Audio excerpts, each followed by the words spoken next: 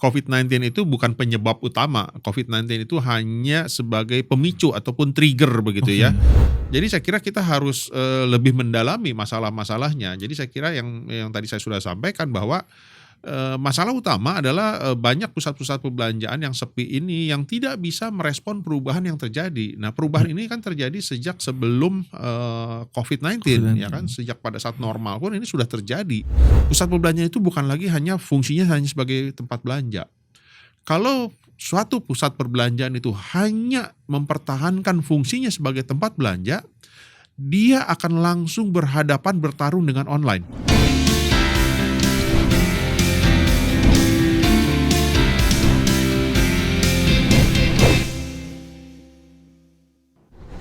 Halo Sobat Bisnis, kita berjumpa lagi di Talks dan di episode kali ini kita akan berbincang satu topik yang boleh dibilang momennya juga cukup pas karena di hari Kamis kemarin tanggal 12 Januari Presiden Jokowi datang ke salah satu pusat belanja di Jakarta dan kita akan membahas tentang pusat belanja juga nih.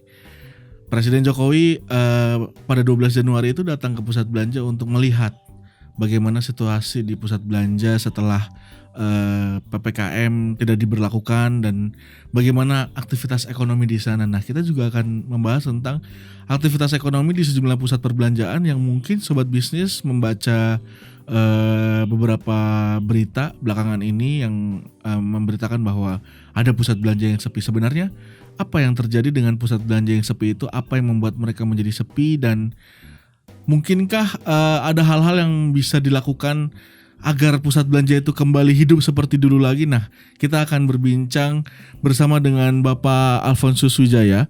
Beliau adalah Ketua Asosiasi Pengelola Pusat Belanja Indonesia. Halo Pak Alfonsus, apa kabar Pak? Mas Kanang, kabar baik. Terima kasih, apa kabar juga?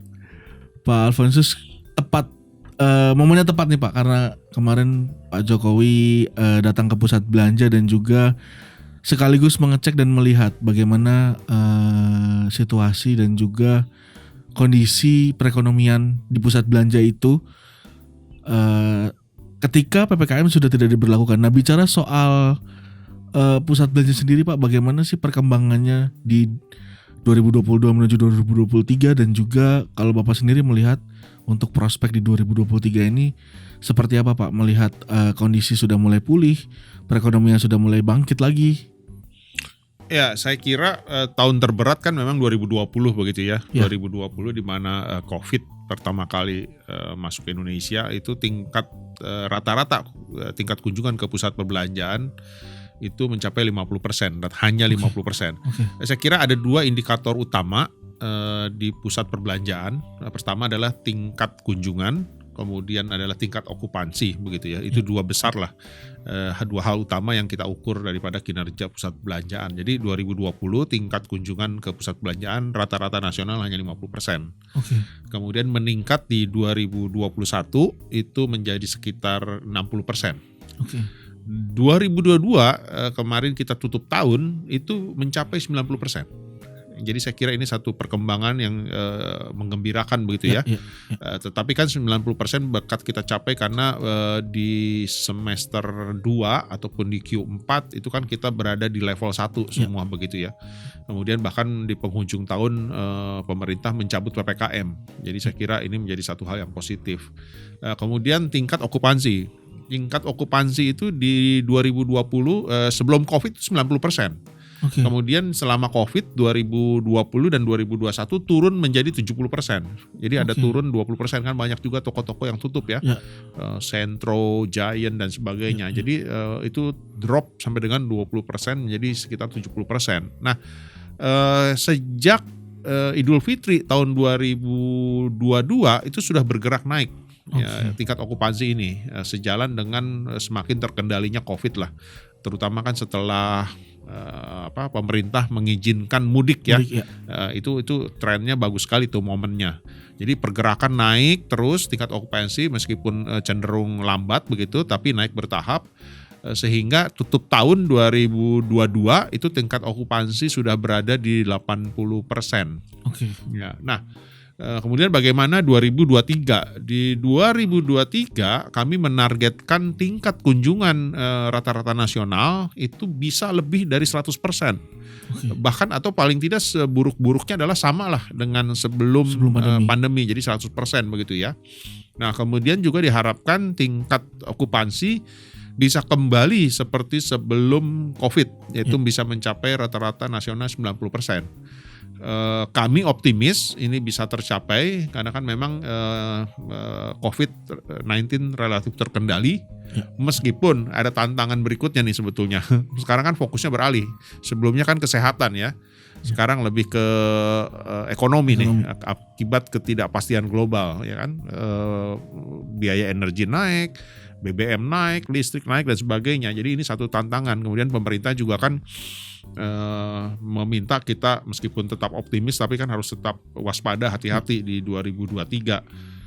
Tetapi kami dari pusat perbelanjaan masih tetap optimis bahwa tingkat kunjungan bisa kembali 100% bahkan lebih, dan tingkat okupansi bisa mencapai di 90% gitu. Nah, ada satu hal lagi sebetulnya yang patut kita perhatikan, itu adalah dwelling time ataupun durasi kunjungan.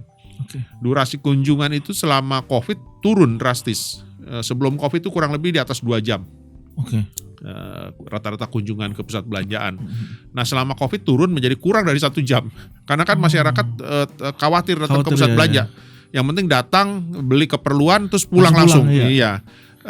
Sekarang dwelling time ini, durasi ini sudah meningkat. Sudah kembali lebih di atas 2 jam. Karena bioskop juga sudah mulai buka, anak-anak sudah banyak bermain lagi di mall, coffee shop, kafe udah ramai sekali, bahkan penuh gitu kan, sekarang antri. Jadi sekarang dwelling time juga atau durasi kunjungan sudah meningkat, hampir lebih dari 2 jam, hampir 3 jam bahkan. Kemudian juga kalau kita lihat banyak film-film pecah rekor juga jumlah penonton kan, justru selama 2022 kemarin.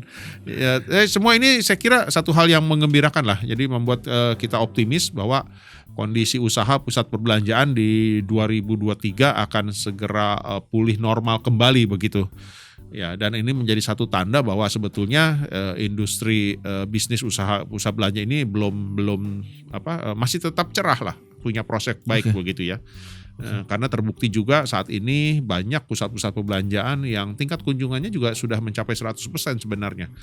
Ya, jadi saya kira kita bisa lihat sendiri lah, weekend, hari libur, banyak pusat perbelanjaan yang penuh, masuk parkir juga antri, padat dan sebagainya. Ya, demikian Mas Ganang. Ya. Kemudian ketika tadi Bapak bicara tentang harapan dan juga prospek di 2023, apa nih Pak yang menjadi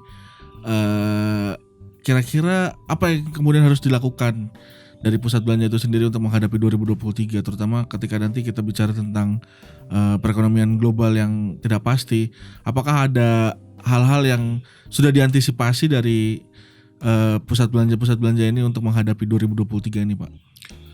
Saya kira ada 2 hal besar, 2 hal pokok yang harus menjadi perhatian bagi pusat perbelanjaan dari dalam internal maupun eksternal gitu ya. Dari eksternal saya kira yang harus kita jaga tentunya daya beli.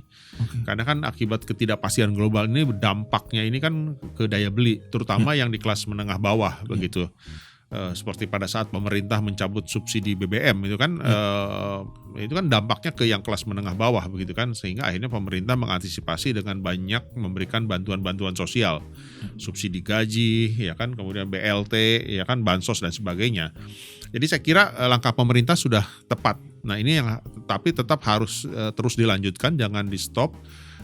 Untuk supaya terus menopang daya beli ini ya, karena kan masalahnya sekarang ketidakpastiannya nih masih nggak selesai nih, nggak kelar gitu kan, perang Ukraina Rusia juga belum tahu kapan selesainya begitu. Jadi saya kira pemerintah harus tetap mengawal terus supaya daya beli masyarakat kelas menengah bawah tidak terperosok begitu ya, tidak menjadi lebih melemah lagi begitu. Nah kemudian yang dari sisi internal justru saya kira ini yang jauh lebih penting sebetulnya bagi pusat perbelanjaan adalah bagaimana merespon perubahan-perubahan yang terjadi. Ini kan COVID merubah segala aspek kehidupan ini kan, semua dibolak-balik ini sama COVID-19 ini begitu. Nah inilah yang harus direspon oleh pusat-pusat perbelanjaan. Bagaimana pusat belanja ini merespon perubahan-perubahan yang terjadi. Sebetulnya perubahan itu kan terjadi bukan hanya karena COVID saja. Saya kira perubahan-perubahan itu sudah terjadi juga sebelum COVID, jauh sebelum COVID. Pada saat normal pun, pada kondisi normal banyak sekali perubahan-perubahan terjadi. Apalagi pusat perbelanjaan itu kan sangat identik dengan gaya hidup, dengan lifestyle. Gaya hidup lifestyle itu kan berubah setiap saat dengan cepat begitu. Jadi itulah yang harus dimiliki oleh pusat perbelanjaan, kemampuan untuk bisa merespon segala perubahan yang terjadi, terutama dari gaya hidup, dari tren belanja dan sebagainya. Nah, saya kira itu tantangan terbesar ya. Jadi ada dua tantangan terbesar, adalah dari sisi internal tadi, kemampuan untuk bisa merespon segala perubahan yang terjadi. Kedua adalah tentunya tadi ya, kondisi perekonomian yang saya kira ini lebih bersifat tentunya pemerintah yang harus banyak berperan di dalam hal ini. Ya, kemudian masuk ke bagian yang tadi Bapak bilang merespon perubahan yang terjadi, Pak.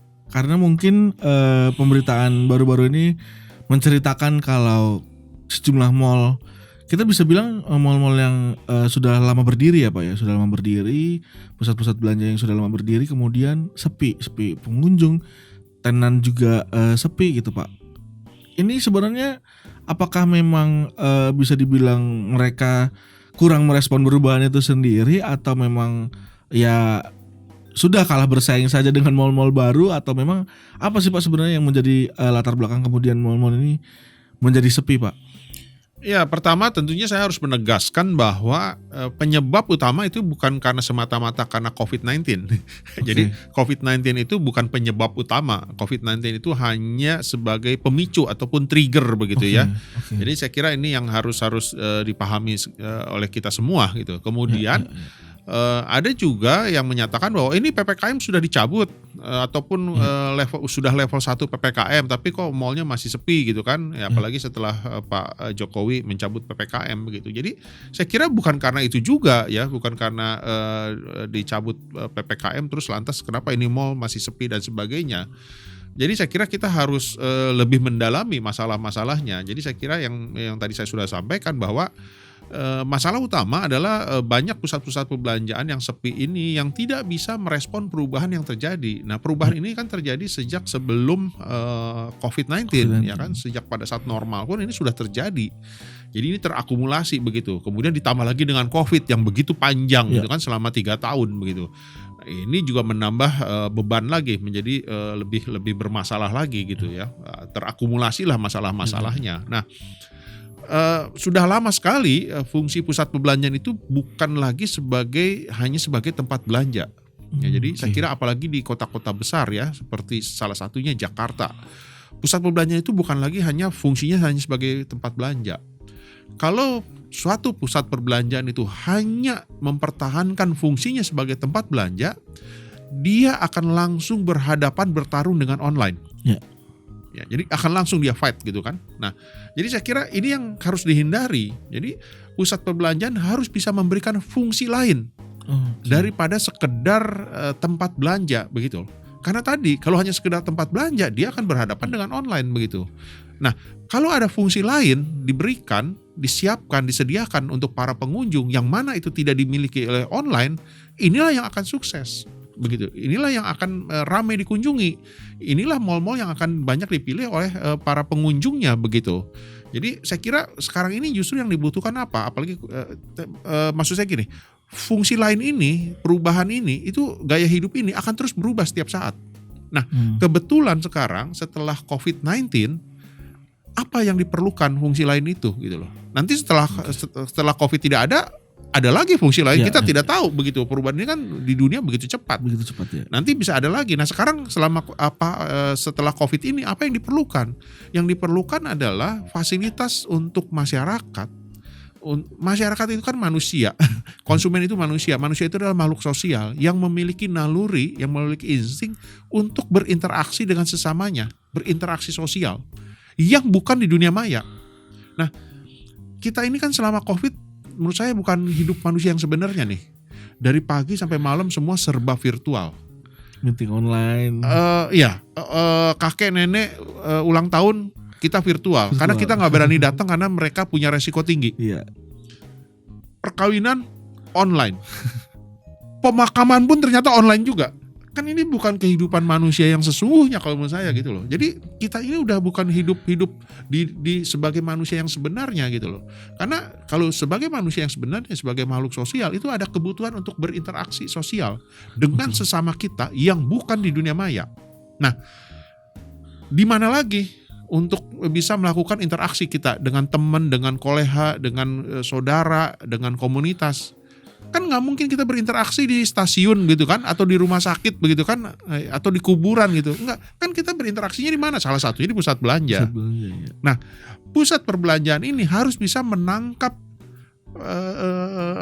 kebutuhan pelanggan ini untuk tadi menyediakan tempat fasilitas untuk berinteraksi sosial. Jadi pusat-pusat perbelanjaan yang bisa memberikan fungsi tersebut, itulah yang akan dipilih. Kalau pilihnya kalau cuma fungsinya saya sebagai tempat belanja, dia akan memilih online gitu loh. Ya, jadi saya kira ini. Nah, sekarang contoh misalkan setelah PPKM dicabut, pertama kali yang dicari oleh masyarakat apa? Setelah sekian lama tidak boleh kemana-mana, dibatasi pergerakannya, dibatasi, apa yang dia cari? Berinteraksi. Ya kan, selama COVID aja banyak pelanggaran terjadi. Betul. Karena tadi naluri manusia itu adalah ingin berinteraksi dengan sesamanya gitu loh. Nah, yang dicari adalah bukan belanja. Setelah PPKM dicabut, yang dicari adalah tempat fasilitas untuk berinteraksi, melepaskan rindunya setelah 3 tahun dibatasi begitu, tidak bisa berinteraksi sosial gitu kan. Ini yang dicari gitu loh, bukan belanja. Nah, jadi kalau pusat belanjanya yang banyak menyiapkan fasilitas-fasilitas tersebut akan diserbu oleh para pelanggan, oleh para pengunjung begitu. Nah, fungsi ini ataupun tadi yang saya sampaikan, fungsi lain ini, tempat interaksi sosial yang bisa diberikan kepada masyarakat ataupun journey begitu ya. Jadi ini sebetulnya rumusnya adalah tempat belanja itu pusat belanja itu adalah bukan hanya sekedar tempat belanja, tapi juga harus bisa memberikan journey experience begitu ya. Nah, journey experience ini kan tadi beda-beda tergantung di masanya gitu kan. Nah, khusus selama COVID ini atau pasca COVID ini tadi, journey ataupun experience yang diperlukan adalah tadi untuk bisa berinteraksi sosial gitu kan, menjadi hub connection. Saya sebutnya social connection hub. Biasa saya mengistilahkannya begitu. Social connection hub ini adalah tempat masyarakat pengunjung untuk bisa berinteraksi sosial begitu. Nah, customer journey ataupun experience ini itu bisa diberikan dengan 2 cara. Tadi kan Mas Ganang tanya bagaimana nih pusat-pusat belanjaan ini bisa merespon kondisi ini. Ada 2 hal yang bisa diberikan. Pertama adalah dengan konsep gedung. Jadi experience journey itu bisa diberikan kepada pengunjung, bisa diberikan kepada pelanggan melalui konsep gedungnya sendiri gitu loh. Kemudian dari tenancy mix. Campuran bauran penyewa. Ini menjadi sangat penting. Jadi kalau kita lihat ada satu pusat belanja misalkan hanya menjual elektronik begitu, kan sangat sulit bisa memberikan experience begitu kan, karena tadi perlu fasilitas berinteraksi dan sebagainya. Jadi experience journey ini juga dari bauran penyewa menjadi sangat penting begitu ya. Jadi ada tempat bermain anak ya kan, untuk anak-anak bisa bermain, ada tempat hiburan, ada kafe, coffee shop ya kan, untuk ngobrol, duduk santai gitu kan. Ada restoran untuk makan bersama keluarga dan sebagainya. Nah, ini semua harus bisa disiapkan gitu loh. Pusat-pusat belanjaan yang tidak memiliki fasilitas ini, ya bagaimana mereka bisa memberikan experience journey kepada pelanggan gitu loh. Jadi saya kira menjadi sangat penting dan menjadi sangat jelas bahwa fungsi pusat belanja bukan hanya sekedar tempat belanja. Fungsi harus ada fungsi lain. Fungsi lain itu apa? Customer journey, experience, customer experience. Apa itu customer experience? Setiap saat berubah terus. Kebetulan pada saat COVID-19 ini, customer journey, customer experience yang diperlukan adalah sebagai hub koneksi sosial tadi, social connection hub tadi. Entah berapa tahun ke depan akan berubah lagi, tetapi yang jelas yang sekarang ini adalah yang diperlukan adalah bagi masyarakat adalah fasilitas untuk bisa melakukan interaksi sosial dengan sesamanya.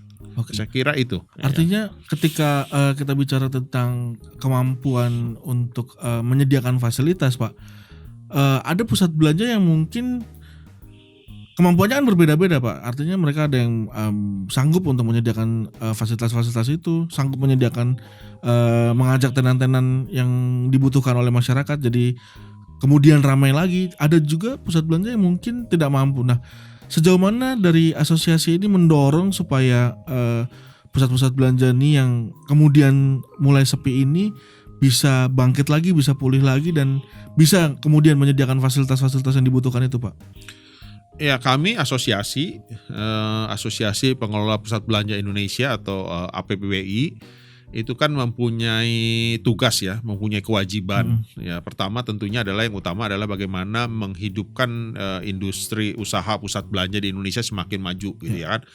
Itu tentunya dengan berbagai cara adalah misalkan tentunya adalah bagaimana berkoordinasi dengan pemerintah agar supaya pemerintah bisa menciptakan iklim usaha ataupun regulasi yang kondusif gitu ya, yang sehat bagi yang mendorong kemajuan pusat belanja Indonesia. Misalkan bagaimana pusat-pusat belanja Indonesia bisa mendapatkan akses permodalan misalkan. Jadi berbagai macam cara, itulah salah satu kewajiban pusat belanja. Nah, untuk ke internal juga kami memiliki kewajiban bagaimana APBI bisa memberdayakan para pengelola, memberdayakan para karyawan, memberdayakan para staf dari pusat-pusat perbelanjaan supaya mereka semakin profesional, wawasannya semakin luas begitu ya. Kami memiliki koneksi terhadap asosiasi-asosiasi mall di Asia Pasifik, seperti Asosiasi Mall Malaysia, Hong Kong, China, Taiwan begitu ya, Jepang, Bangkok dan sebagainya, Thailand. Jadi inilah kami suka setiap akhir tahun sebelum COVID ini kami selalu ketemu minimal setahun sekali bergantian di tiap negara untuk bisa tukar informasi, tukar pengalaman, sharing ya, knowledge dan sebagainya begitu. Bagaimana perkembangan industri retail, industri pusat perbelanjaan di negara masing-masing dan sebagainya. Nah, ini kami bawakan kembali buat teman-teman anggota. Kami juga mengadakan seminar, gathering, workshop dan sebagainya. Intinya adalah bagaimana mengarahkan, memberikan arahan, memberi pembinaan, itu kan, memberikan wawasan kepada teman-teman pusat belanja, khususnya para pengelola. Tidak terlepas tadi yang bagaimana merespon perubahan-perubahan yang ini terjadi. Namun tentunya tidak semua pusat perbelanjaan memang memiliki kemampuan. Ya. Ada juga pusat-pusat perbelanjaan yang memiliki berbagai keterbatasan begitu ya. Jadi contohnya misalkan Mas Ganang, pusat perbelanjaan itu kan ada dua jenis. Kami membaginya dua jenis di asosiasi. Pertama adalah pusat perbelanjaan yang konsepnya sewa, murni sewa. Jadi lease mall, kami sebutnya lease mall. Jadi di mana toko-tokonya itu ataupun kios-kiosnya itu disewakan, tidak dijual. Jadi retailer itu hanya menyewa begitu ya. Tetapi banyak juga pusat-pusat perbelanjaan yang konsepnya strata title, di mana kepemilikannya itu kios-kiosnya, unit-unit tokonya sudah dijual. Jadi developer itu tidak memiliki lagi unit-unit kios itu karena sudah dimiliki oleh banyak pihak begitu ya. Nah, itu yang kami sebut dengan strata title. Nah, ini memiliki dua hal yang sangat berbeda sekali.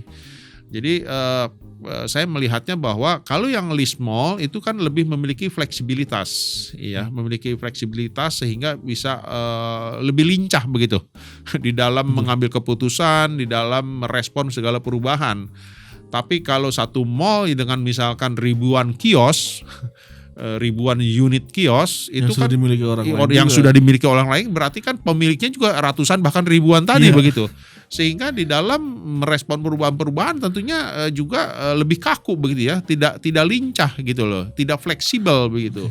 Nah, ini adalah salah satu contoh bagaimana pusat-pusat belanja yang strata title memiliki berbagai macam hambatan gitu ya, berbagai macam kendala untuk bisa melakukan merespon perubahan-perubahan dengan cepat begitu ya, dengan kan ini tadi saya sampaikan bahwa perubahan ini kan sangat cepat sekali begitu dan sering begitu.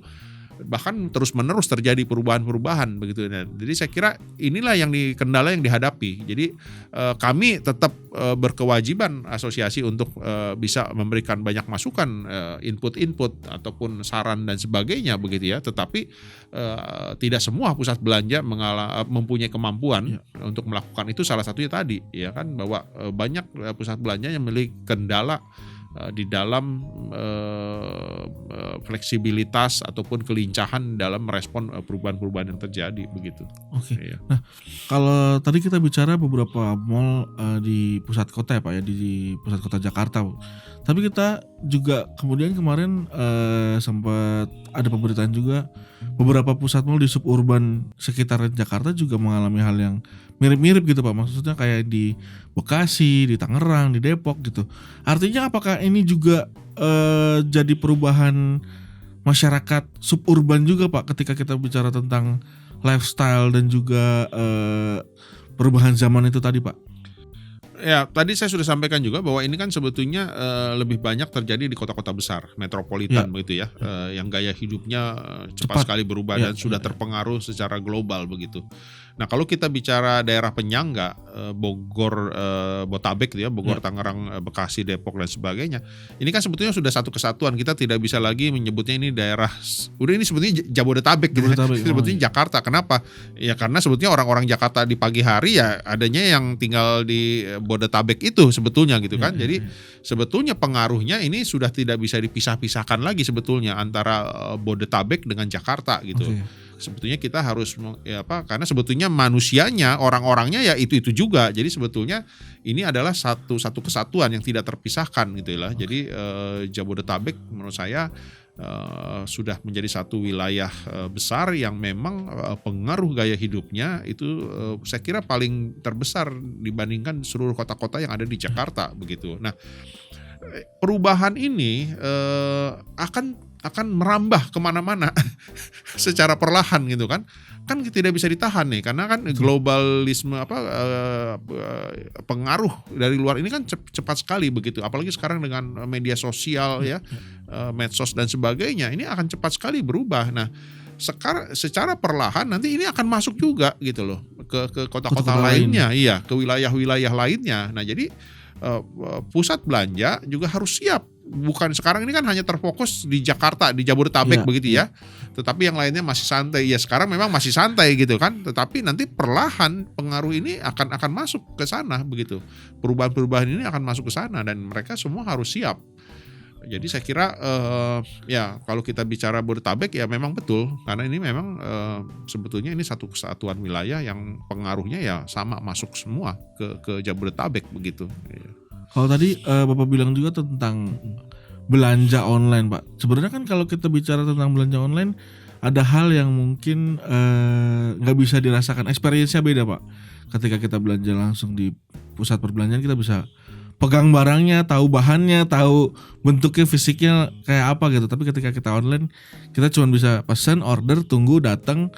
Ternyata kalau nggak sesuai ekspektasi itu jadi permasalahan lagi gitu, jadi hal yang beda lagi. Nah, ketika kita bicara soal experience antara online dan juga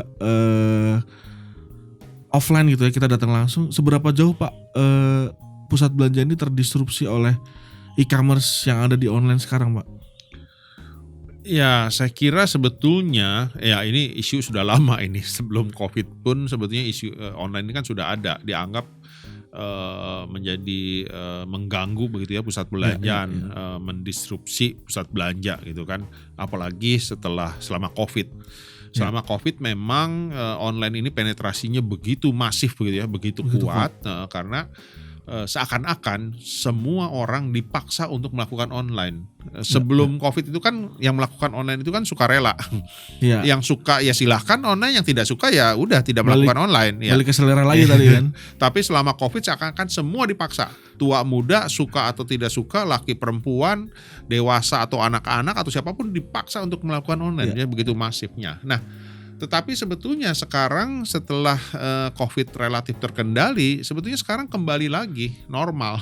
Jadi lonjakan online itu selama COVID menurut saya itu lonjakan yang dipaksakan begitu ya, karena kondisi tadi. Jadi sebetulnya sekarang sudah kembali normal lagi nih.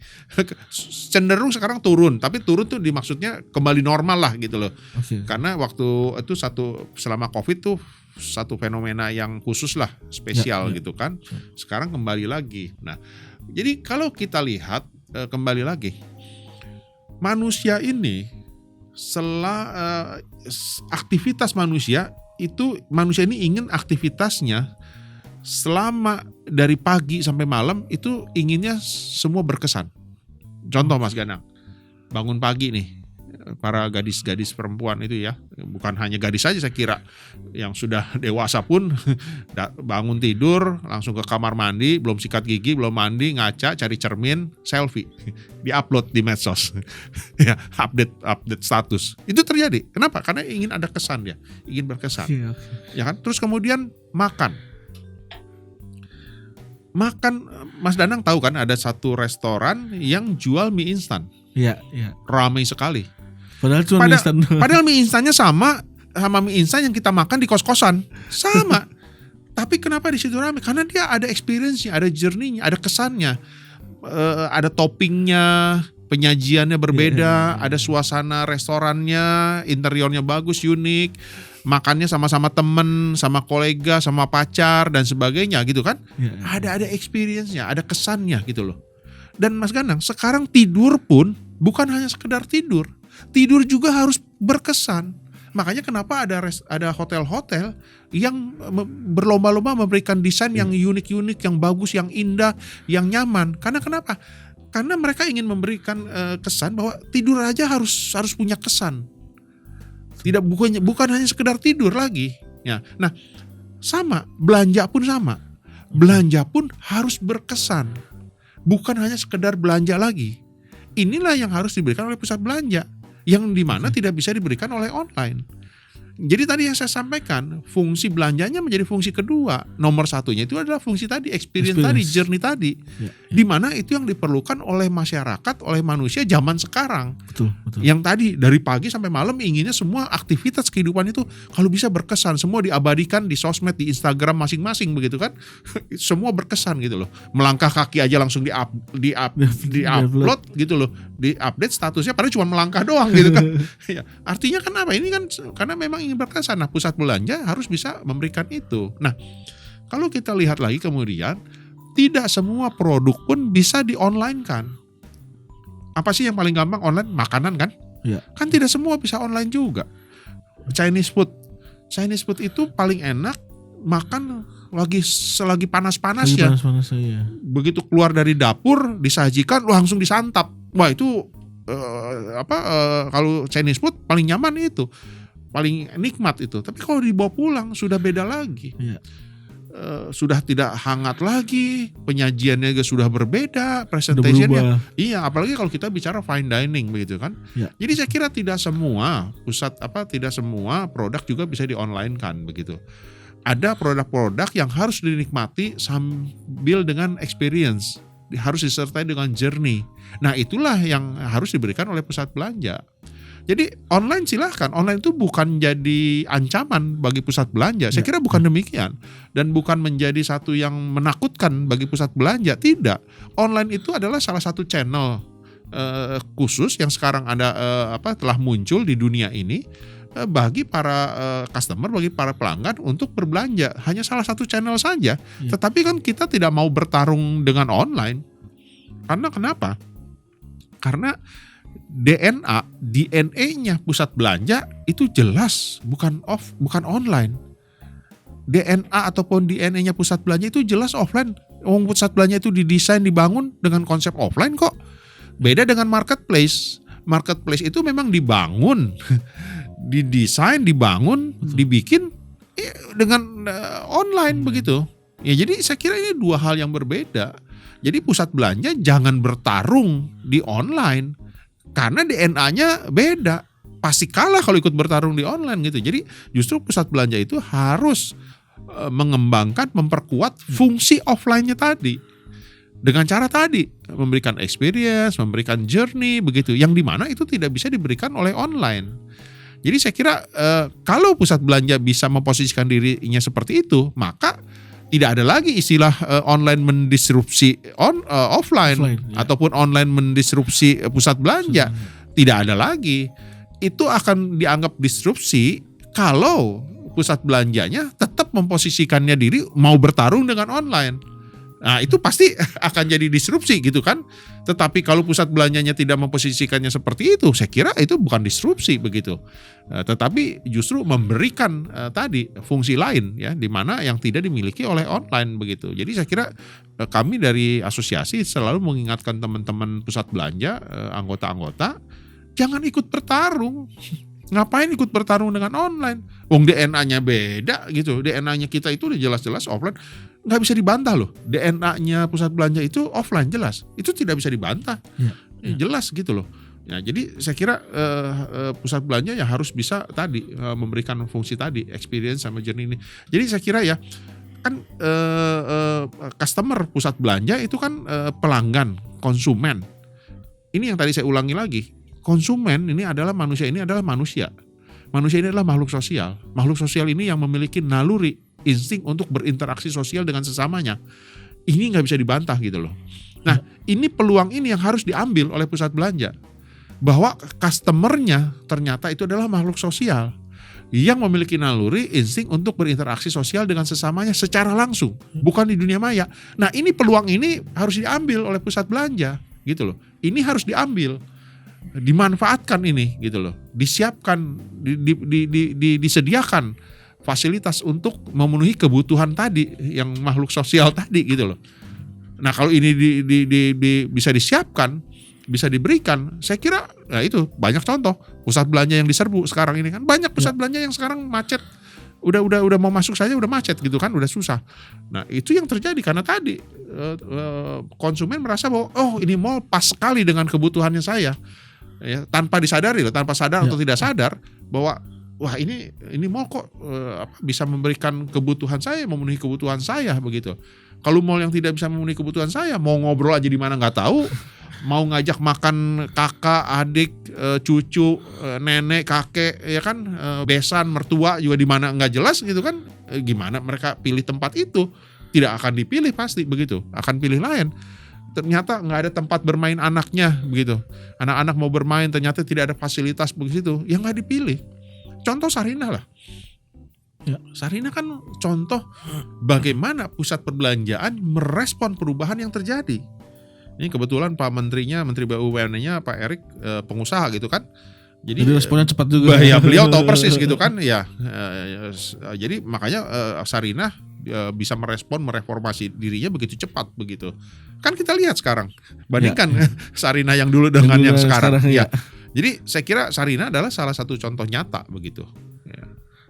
Kemudian mungkin terakhir Pak, apa yang Bapak lihat sebagai Ketua APPBI dan mungkin Bapak bisa memberikan saran juga nih Pak, yang harus diperbaiki Pak dari berbagai sisi untuk pusat-pusat belanja yang mungkin sekarang diberitakan menjadi sepi, jadi tenan-tenannya juga sepi gitu. Apa yang kemudian harus mereka respon di 2023 ini supaya kemudian di 2023 ini bisa mungkin bisa menjadi lebih baik lagi atau mereka bisa berevolusi gitu Pak?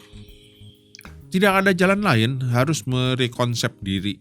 Jadi saya kira dan satu hal lagi yang harus diingat, untuk bisa melakukan rekonsep itu tidak bisa setengah-setengah. Ya, jadi iya di pusat perbelanjaan itu harus all out gitu ya, harus tuntas begitu. Kita lihat Sarinah total dia, tidak separuh-separuh gitu loh. Jadi saya kira itu syarat utama pasti tidak ada jalan lain, harus merekonsep diri, segera melakukan rekonsep. Syarat kedua jangan setengah-setengah, ya, harus lakukan secara total begitu.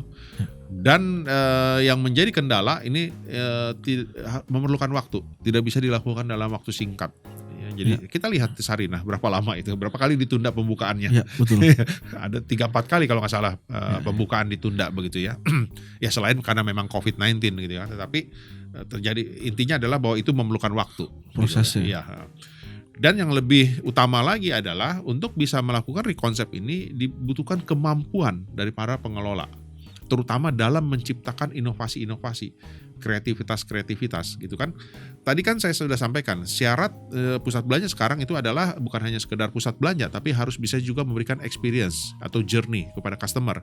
Experience atau journey ini akan berbeda-beda setiap waktu, akan terus berubah. Ya, kebetulan pada saat COVID tadi yang saya bilang, saat ini yang diperlukan adalah sebagai hub, social connection hub gitu. Entah nanti akan berubah lagi. Nah, ini kan harus dimiliki kemampuan untuk membaca ini bagi para pengelola gitu loh.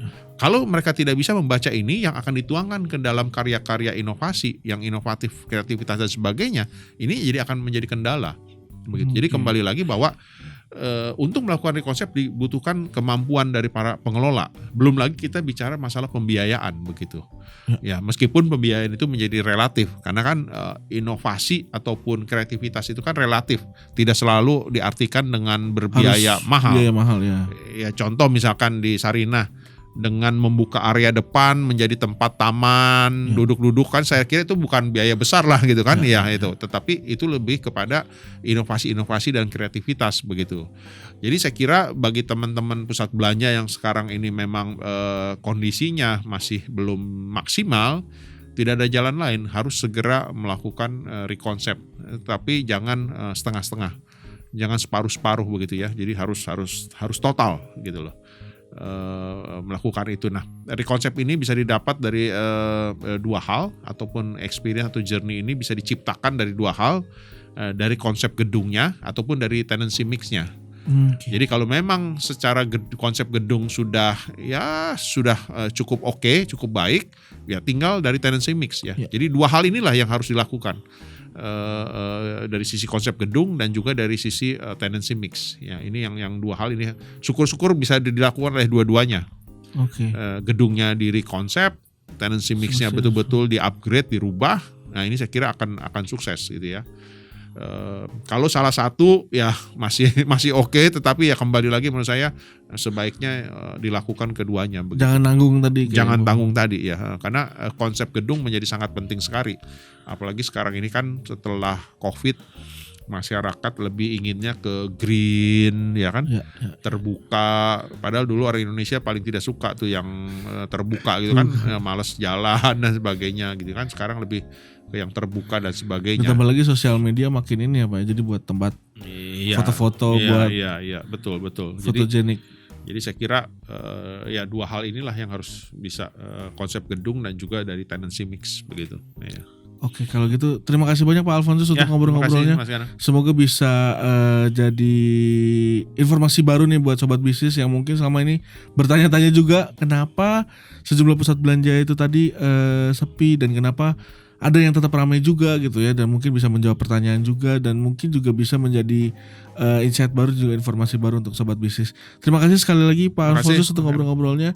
Untuk sobat bisnis juga, Detox episode kali ini merupakan season terakhir nih. Jadi nanti kita akan punya season baru, season kedua. Jadi jangan kemana-mana, pantengin terus YouTube channelnya Bisniscom, dan jangan lupa juga buat subscribe. Sampai jumpa di season berikutnya.